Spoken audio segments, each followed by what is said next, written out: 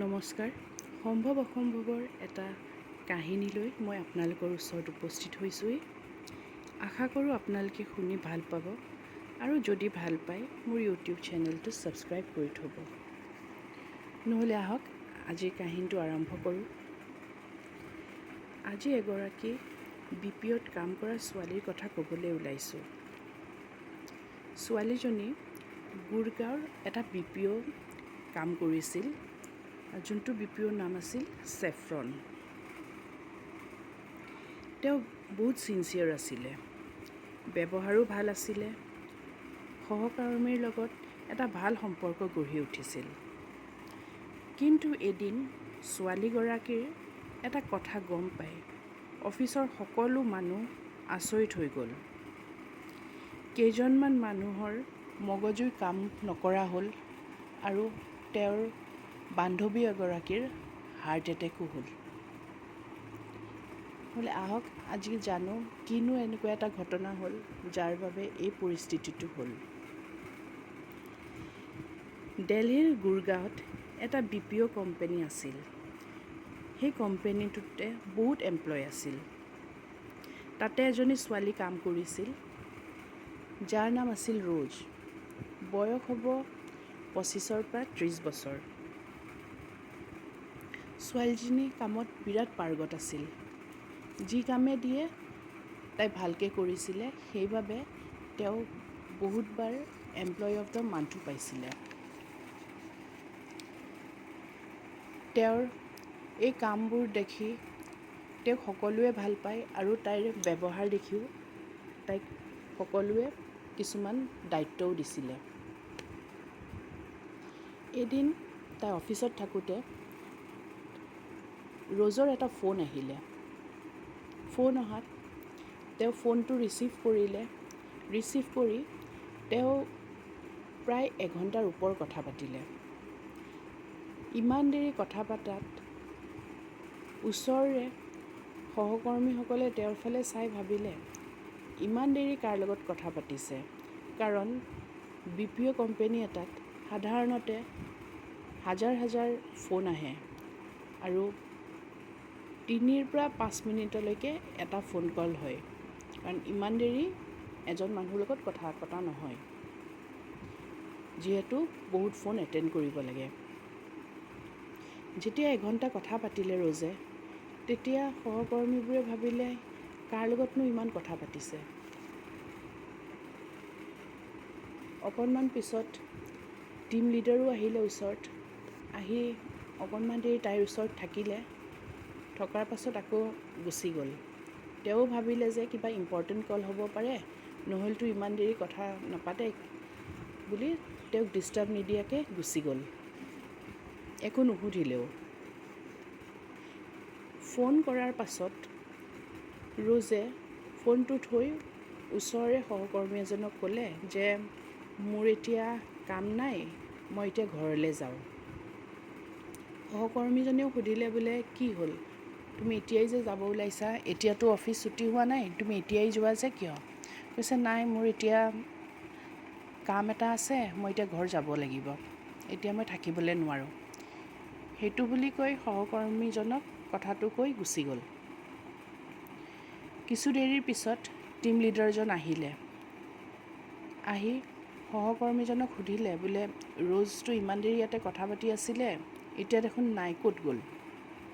তেতিয়া তেওঁ ক'লে যে ৰ'জেতো কথাই পাতি আছিলে ইমান দেৰি। তাত ফোনটো থোৱাৰ পিছত ৰ'জে মোক ক'লে যে মই এতিয়া ঘৰলৈ যাওঁ, মই এতিয়া অফিচত থাকিবলৈ নোৱাৰোঁ।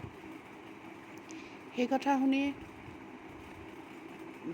তেওঁৰ বছজনেও আচৰিত হ'ল, মানে টিম লিডাৰজনে, বোলে কি হ'ল, কাকো একো নজনাকৈ তেওঁ গুচি গ'ল যে, কাকো ৰিপৰ্টো কৰা নাই, বোলে মই যাওঁ এতিয়া, গা বেয়া লাগিছে বা কিবা কাম আছে, একোৱেই কোৱা নাই, পুটুককৈ গুচি গ'ল কাকো একো নজনোৱাকৈ বুলি আচৰিতো হ'ল অকণমান। কাৰণ তেওঁৰ পৰা এইটো আশা কৰা নাছিলে আৰু তেওঁতো কামত বিৰাট ভাল আছিলে, পাঞ্চুৱেলো আছিলে, সেইবাবে তেওঁৰ পৰা এইটো আশা কৰা নাছিলে। তেতিয়া টিম লিডাৰজনে ভাবিলে, বোলে ইমান দেৰি কথা পাতি আছে নে কিবা ঘটনাই হ'ল, এবাৰ চেক কৰোঁচোন। কাৰ লগতনো কথা পাতিছিলে, কি কৰিছিলে বুলি। ফোনটো তেতিয়া কল ডিটেইলছটো চেক কৰিলে। চেক কৰাৰ পিছত টিম লিডাৰজন আচৰিত হ'ল। আচৰিত এইটো কাৰণেই হ'ল যে এঘণ্টাৰ পৰা তাই যাৰ লগত কথা পাতি আছিলে, ওচৰৰ সহকৰ্মীৰ পৰা আদি কৰি টিম লিডাৰে ভাবি আছিলে যে কাৰোবাৰ লগত ইম্পৰ্টেণ্ট ডিল চলি আছে, অফিচৰ কিবা মিটিঙো চলিব পাৰে, সেইবোৰ যে ভাবি আছিলে, আচলতে এইটো একো নহয়। তাই এঘণ্টাৰ পৰা ঠিকেই কথা পাতি আছে, কিন্তু বেলেগ ফালে কোনো মানুহ নাছিল কথা পাতিবলৈ। তাই অকলেই কথা পাতি আছিলে ইমান দেৰি।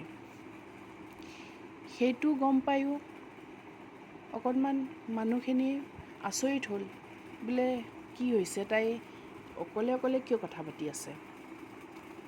তাৰপিছত চববোৰ নিজা নিজা কামত লাগি এইটো কথা পাহৰিলে। তাৰে পিছদিনা ৰাতিপুৱা সকলোবোৰ আহিলে কামত, কিন্তু সিদিনা ৰ'জ নাহিলে অফিচত। বছে ভাবিলে কি হ'ল, তাই অহা নাই দেখোন আজি, একো লিভৰো একো কথা কোৱা নাই, একো নোকোৱাকেই তাই অফিচ অহা নাই কিয়। 2-3 দিনমান তাই নাই অহা অফিচ। তেতিয়া বছে ফোন কৰিলে তাইক, ৰ'জক। ফোন কৰাটো একো নাপালে, কাৰণ তাইৰ ফোনটো ছুইচ অফ। তেতিয়া ৰ'জক অনা নিয়া কৰা ড্ৰাইভাৰজনক ক'লে, বোলে তুমি ৰ'জৰ তাত যোৱা, ৰ'জৰ ঘৰত গৈ তুমি খবৰটো লোৱা, বোলে কি হ'ল তাইৰ, গায়ে বেয়া হৈছেনে কি হৈছে, এটা খবৰ লৈ আহা তুমি। কাৰণ BPOবোৰ অফিচবোৰত এমপ্লয়ীবোৰক অনা নিয়া এটা সুবিধা থাকে। সেইটো হিচাপে ৰ'জকো অনা নিয়া কৰিছিলে সেই ড্ৰাইভাৰজনে।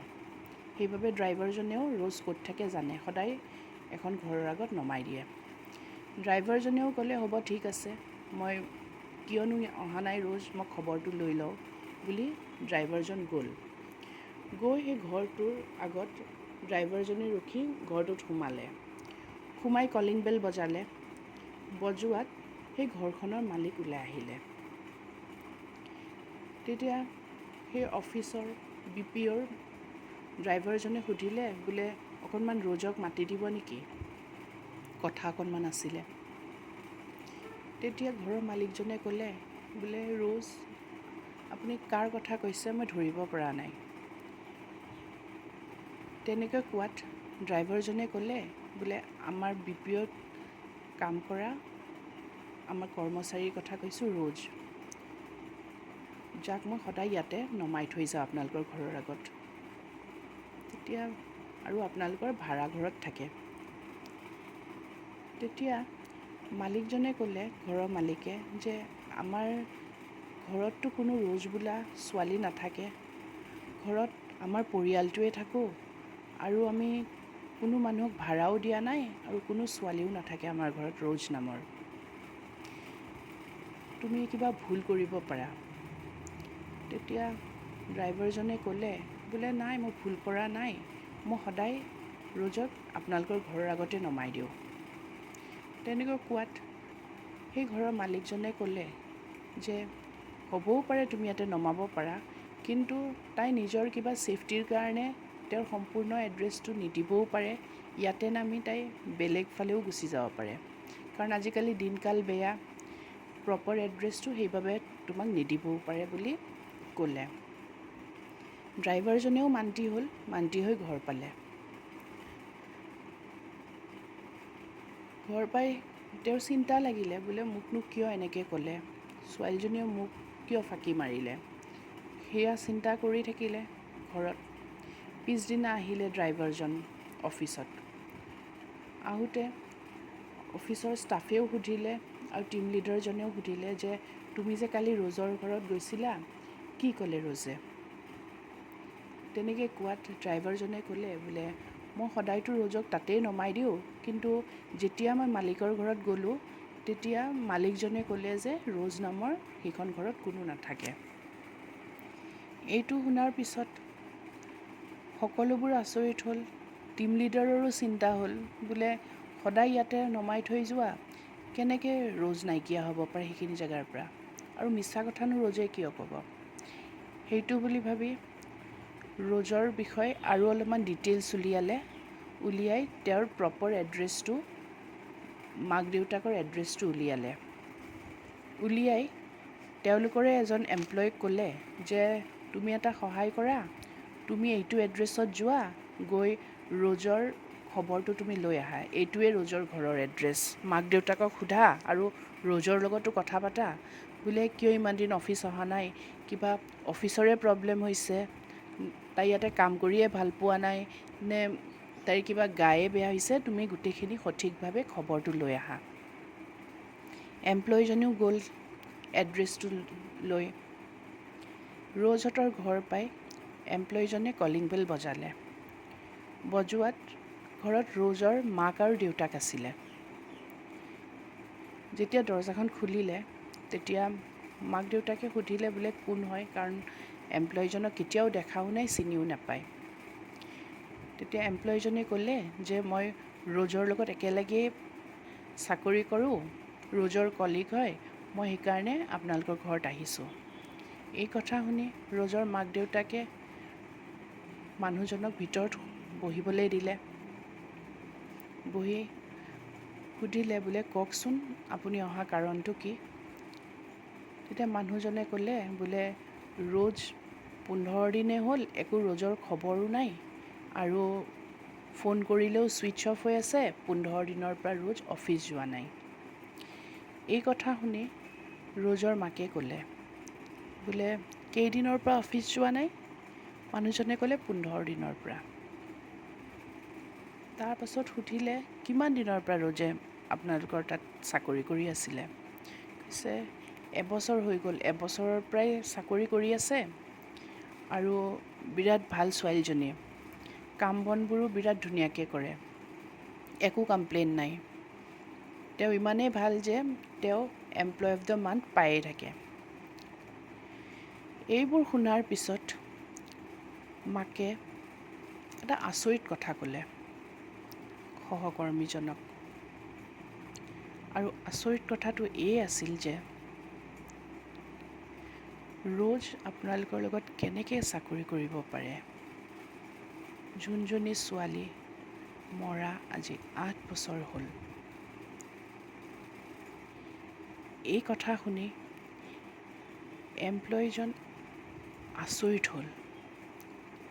আচৰিত হৈ বিশ্বাস কৰিব পৰা নাই যে সেই ৰ'জৰ কথাই কৈছে, যোনজনী ৰ'জে 15 দিন আগলে অফিচত গৈ আছে আৰু কাম কৰি আছিলে, নিজৰ দায়িত্ব পূৰণ কৰি আছিলে।